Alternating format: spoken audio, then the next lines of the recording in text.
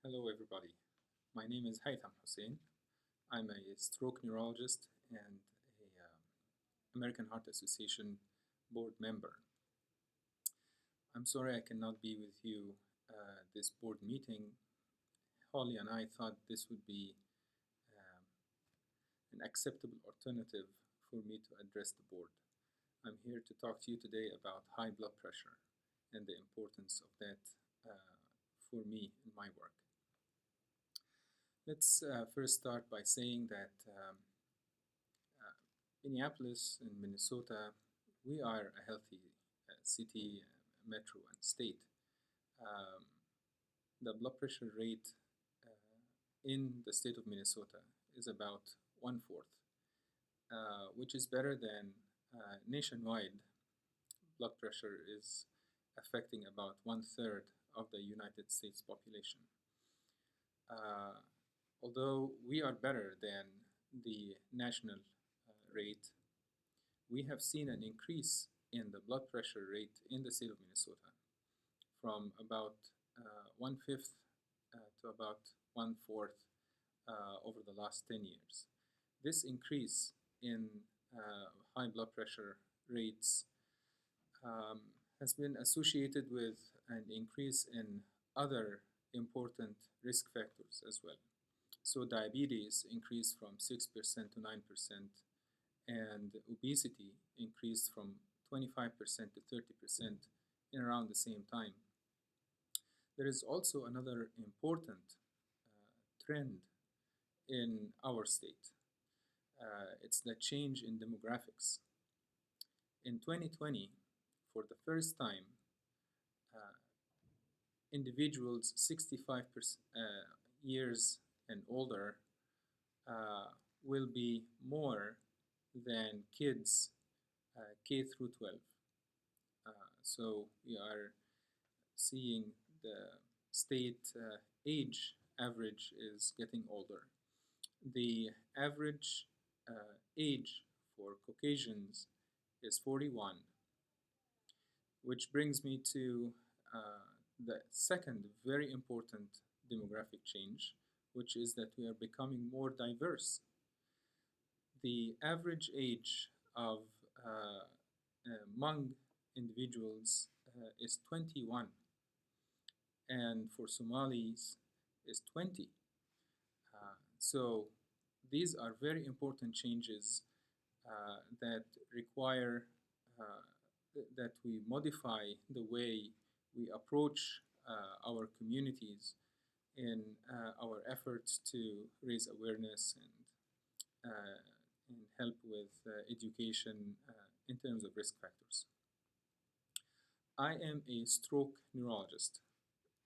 High blood pressure is all around me.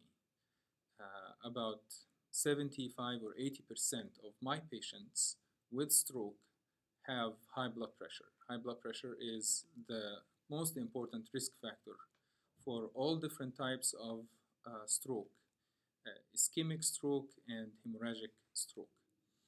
High blood pressure is also one of the most important risk factors for dementia, especially the type of dementia that we call vascular dementia. And we have been working with our patients and reaching out to our communities, especially minorities, which I have noticed in my practice that they have higher rates of high blood pressure, and not just that, but also inadequate treatment of high blood pressure or lack of resources to control the high blood pressure appropriately. Uh, I also teach, and I have always kind of hated the thing that I teach medical students. Um, in the past, before the definition of high blood pressure changed, we used to have what we called pre-hypertension, which is when the blood pressure is higher than normal, but was thought to be not high enough to be called high blood pressure. And that was what we called pre-hypertension. The funny thing is, in big stroke research studies, epidemiologic studies, such as the Framingham study, about one half or even more than half patients who ended up having stroke actually had pre-hypertension. So I'm very glad that the American Heart Association and American Stroke Association and other professional associations agreed that we should eliminate pre-hypertension as a category and call it hypertension stage 1. So now with that, we are more actively addressing even the slight increase in blood pressure that is indeed detrimental to our health, causing heart attacks and strokes and kidney failure and other things. Because of my interest in serving the community, I became a member of the American Heart, American Stroke Association board. And right after I started, the idea of placing blood pressure kiosks came, and I was very glad to be part of this effort. We had an important decision to make at our board meeting. It must have been a year or a little less than that, where to put these kiosks.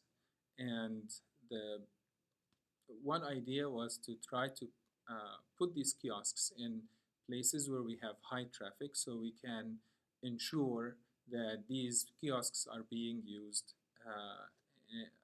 appropriately or enough. And the other idea was to sacrifice the high volume for the sake of reaching out to communities that are in more need for these kiosks. And I'm glad that we decided on the latter, and we have 2 kiosks now that were placed earlier this year. One was put in the Division of Indian Work, and the other one was put in the Hmong village. So I have been doing a lot of work with the Hmong community, and I was delighted to work with the American Heart Association in placing and utilizing the kiosk that we have at the Hmong village. We actually are surprised by the number of individuals who have used the kiosks so far. I heard from Justin and Holly that we have about 1,500 blood pressure checks just this summer. So that's encouraging and very impressive. The kiosks serve as a focal point for more engagement with these minority communities, and I think this is very important. The value is beyond just the blood pressure checks that we can offer the community. For example, the Native American Community Clinic has now become a participant in the Target Blood Pressure Program for the very first time. The Hmong village, my team and the American Heart Association and at Health Partners in Regions Hospital, we are planning a series of events, quarterly events, that focus on education and risk factors and prevention. So that's the kind of engagement that we should try to achieve with these communities. So um, I want more kiosks. I think we should all try to secure more kiosks and continue the same trend.